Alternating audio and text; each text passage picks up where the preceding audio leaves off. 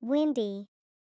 Before we deposit a single seed into this substratum, we must acknowledge that agriculture is the foundation of human civilization and a masterclass in photosynthesis, which is the biological process where plants convert light energy into chemical energy to fuel their growth. So please stop using that plastic spoon to dig a dinosaur hole, and instead help me measure the exact 5 cm depth required for these organic heirloom tomato seeds so that they have the optimal thermal protection and moisture access needed to break their dormancy and begin the miraculous journey of germination.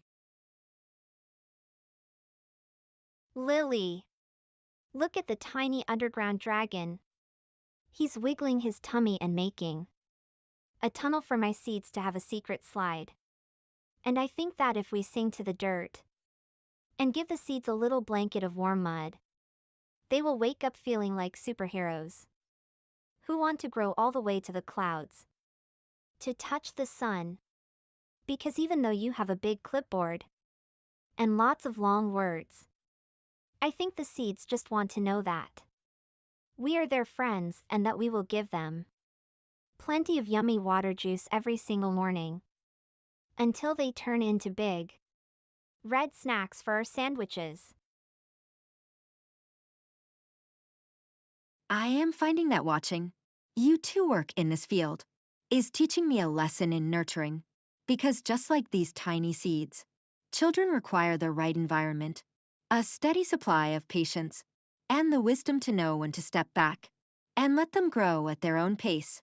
And it makes me realize that the most significant human value we can harvest from this garden isn't just the vegetables we will eat, but the memory of standing here together under the sun, learning that life is a delicate balance of hard work, hope, and the trust that tomorrow will bring something green and beautiful out of the dark earth.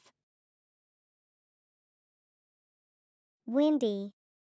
I think it's important to understand that these seeds, while they are potential sources of sustenance, are in fact the very first carbon sink on our planet, performing the vital function of sequestration, which is the capture and storage of carbon dioxide in our atmosphere. So in essence, each and every leaf we assist in growing is a small green warrior in the fight to stabilize our atmosphere and give us the very oxygen we need to think, speak, and dream, proving to us once and for all that our very existence is linked to the health and prosperity of the botanical world. And by tending to this land, we are in fact practicing the very highest form of environmental stewardship and global citizenship.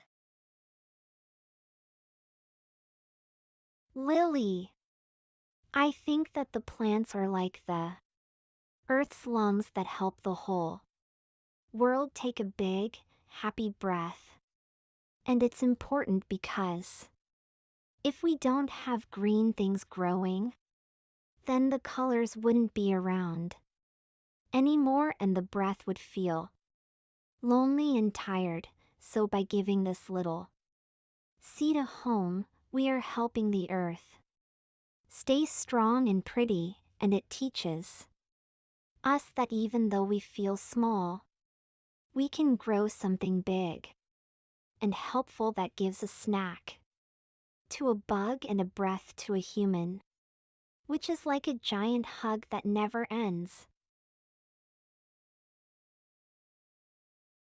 I am so incredibly proud of both of you, because you are both discovering that the significance of the plant is not just about the harvest we can see, but about the symbiosis we feel when we realize we are part of a living system that requires our care just as much as we require its gifts. And it makes me realize that, as your mother, my role in this field is exactly like yours in this field, to provide the right nutrients of love and education, so that you can grow into strong, independent women who know. Windy. We should realize that this is a very sophisticated biological machine engaged in the complex biological process of photosynthesis, in which it uses the sun's energy to split the water molecules and combine them with carbon dioxide to produce glucose to fuel its own growth. But the truly amazing byproduct of this chemical reaction is the production of pure oxygen, which is released into the atmosphere through tiny openings on the leaves called stomata, which means that with each breath we take at this very moment, we are being provided with a gift by the forest, which proves that trees are the essential life support systems of our civilization, and without this constant, silent exchange of gases, our highly evolved brain and heart would simply cease to exist in this beautiful, interconnected world. Lily, I can actually feel this tree breath entering my tummy and making my blood dance with sparkly green bubbles, and I think it's so sweet that the trees are like huge leafy fans blowing fresh air on our faces, so we can run, jump, and sing all day long. And I just want to give this huge trunk a big hug. I am so incredibly proud to see you both embracing the intrinsic value of nature, because you are learning that our life is a sacred partnership with nature, where the trees provide us with the very air we breathe, and we in turn must provide them with protection and care. And it reminds me that perhaps the most important education I can provide you with is to know that we are never alone, as long as we have these green giants standing over us, reminding us to stay grounded in our values, while we stretch our branches towards the sun to help the world breathe a little easier every day.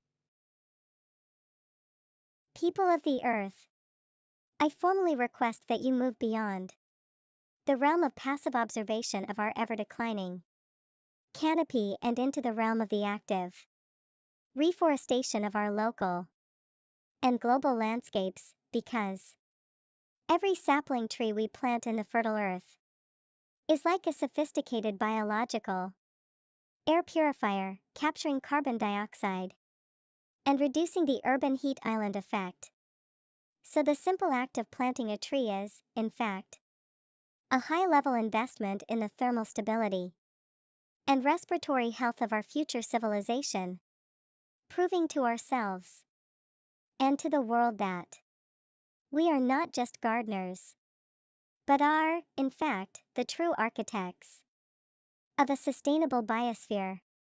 And it is up to us to ensure that the generations which follow us have a world which is not just biologically diverse, but is also balanced in terms of atmosphere. Number 1, you don't talk about Alan like that. He has autism and can react to certain things to get scared, and you don't scare him like that. And number 2, that is not a very funny prank. When the fire alarms go off, we have to take them very seriously. Good thing that you didn't pull the alarm in a public place, because you would get into even bigger trouble. And because of this, Alan and his family and friends had to sleep until almost 11 this morning.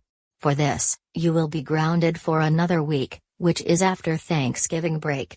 We are going to make sure that you are never going anywhere near the Petersons anymore. You know the drill. Now go upstairs to your room now, and think about what you did. Wah!